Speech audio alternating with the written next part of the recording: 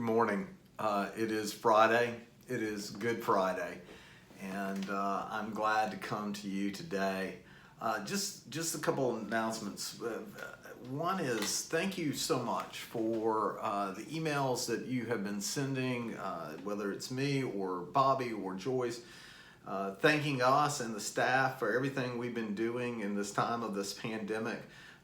From our daily devotions to our worship services, I just got through reading my emails of people who have been responding to our Monday, Thursday service. And so we want to thank you very much. One announcement to those devotions in our Bible study and our worship service, as we posted on Facebook, we encourage you, especially on Facebook, to once you view the sermon, share it. Hit the share button and share it with your friends. You would be amazed how many people see your Facebook posts and how it increases. We know when our devotions are being shared because the viewership, it just doubles and triples in size. So we would encourage you to do that, especially our Easter sermon Sunday, which will be on our church website at 8:30. Again, special thank you for Megan for all she does for us and getting those out at a timely fashion, and of course Bobby for his his creativeness in how he puts that all together. So on this Good Friday, I thought I'd do something different in our daily devotion. I just thought what I would do is read the crucifixion story to you from the Gospel of Luke. I had it in the Bible that was by my chair, but that's Leela's Bible, and she needed it. She stole her own Bible back. I don't understand. All my Bibles are in my office, and so all I have is my iPad, and I'll be reading from Bible Gateway, which is a great app.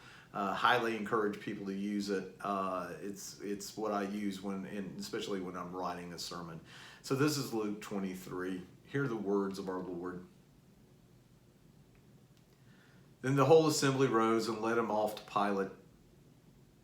And they began to accuse Jesus, saying, "We have found this man subverting our nation. He opposes payment to taxes to Caesar and claims to be the Messiah, a king." So Pilate asked Jesus, "Are you the king of the Jews?" "You have said so," Jesus replied. Then Pilate announced to the chief priests and the crowd, "I find no basis for a charge against this man," but they insisted. "He stirs up the people all over Judea by his teaching. He started in Galilee and now has come here." On hearing this, Pilate asked if this man was Galilean. When he learned that Jesus was under Herod's jurisdiction, he sent him to Herod, who was also in Jerusalem at the time. When Herod saw Jesus, he was greatly pleased because for a long time he had been wanting to see him. From what he had heard about him, he had hoped to see him perform some sort of miracle. He plied him with many questions, but Jesus gave him no answer. The chief priests and the teachers of the law were standing there, vehemently accusing him. Then Herod and his soldiers ridiculed and mocked him, dressing him in an elegant robe, and sent him back to Pilate. That day, Herod and Pilate became friends. Before this, they had always been enemies. Pilate called together the chief priests and the rulers and the people, and he said to them, "You brought me this man as one who was inciting the people to rebellion. I have examined him in your presence, and I have found no basis for your charges against him. And neither has Herod, for he sent him back to me, as you can see. He has done nothing to deserve death. Therefore I will punish him, and I will release him." But the whole crowd shouted, "Away with this man! Release Barabbas to us." Barabbas had been thrown into prison for insurrection in the city and for murder. Wanting to release Jesus, Pilate appealed to them again, but they kept shouting, "Crucify him, crucify him." For the third time he spoke to them. "Why? What crime has this man committed? I have found no grounds for the death penalty. Therefore I will punish him, and I will release him." But with the loud shouts, they insistently demanded that he be crucified, and their shouts prevailed. So Pilate decided to grant their demand. He released the man who had been thrown into prison for insurrection and murder, the one they asked for, and he surrendered Jesus to their will. As the soldiers led him away, they seized Simon from Cyrene, who was on his way from the country, and put the cross on him and made him carry it behind Jesus. A large number of people followed him, including a woman who mourned and wailed for him. Jesus turned and said to them, "Daughters of Jerusalem, do not weep for me. Weep for yourselves and for your children.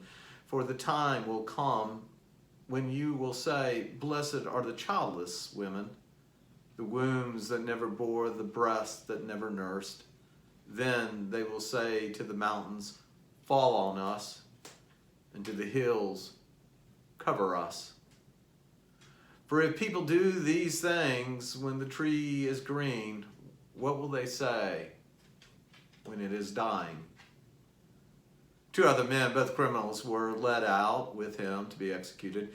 When they came to that place called Golgotha, the skull, they crucified him there along with the criminals, one on his right side, one on his left. Jesus said, "Father, forgive them, for they do not know what they're doing." And they divided up his clothes by casting lots. The people stood watching, and rulers even sneered at him. They said, "Save the others, let him save himself, if he is God's Messiah, the chosen one." The soldiers also came up, mocked him. They offered him some wine vinegar and said, "If you are the king of the Jews, save yourself." There was a written notice above him which read, "The King of the Jews." One of the criminals who hung there hurled insults at him. "Aren't you the Messiah? Save yourself. Save us." But the other criminal rebuked him. "Don't you fear God?" he said. "Since you are under the same sentence, we are punished justly, for we are getting what our deeds deserve. But this man has done nothing wrong."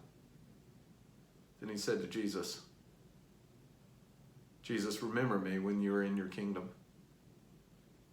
And Jesus answered him, "Truly I tell you, on this day you will be with me in paradise." It was now about noon, and darkness overcame the whole land until 3 p.m, for the sun stopped shining, and the curtain of the temple was torn in two. And Jesus cried out in a loud voice, "Father, into your hands I commit my spirit." When he had said this, he breathed his last breath. The centurion, seeing what happened, looked up into the heavens and praised God. Surely this was a righteous man. When all the people who had gathered to witness the sight saw what took place, they beat their breast and they went away. But all those who knew him, including the women who had followed him from Galilee, stood at a distance watching these things. My friends, these are the words of our Lord. Thanks be to God. On this Good Friday, we give thanks for the love of Jesus Christ, for his mercy, for his grace. May God be with you in these 3 days. May God be with us until the Easter morning.